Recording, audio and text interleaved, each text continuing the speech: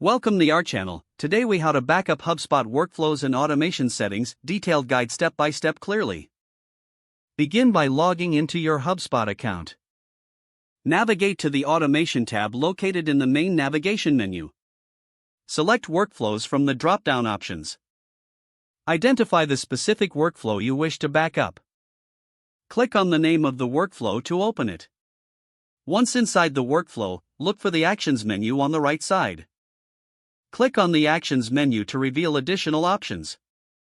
From the drop-down list, select Export. A dialog box will appear prompting you to save your workflow as a .json file. Choose a location on your device to save the file and click Save. Next, let's back up your automation settings. Return to the Automation tab in the main navigation menu. Select the Settings option within the Automation section. Carefully review the settings to ensure accuracy. Take notes on key configurations, such as triggers and criteria. Take screenshots of the settings for a visual backup. If available, export your settings using any provided export options. Store all screenshots and exported files in a secure location. Finally, ensure that you regularly update your backups.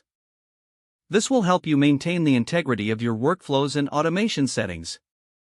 If the page does not load, refresh the browser or try again in a private or incognito window.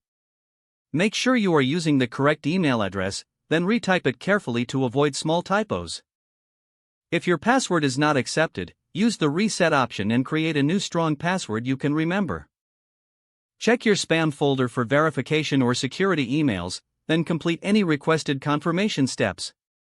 Enable two-factor authentication if available to improve account security and reduce unauthorized access risk. After signing in, review your profile details so your contact information and settings are accurate and current. If you see an error message, note it down and try again after restarting your device and internet connection. Log out when you finish, especially on shared devices, to keep your account and payment information secure. Don't forget to like this video and subscribe to our channel for more step-by-step tech guides.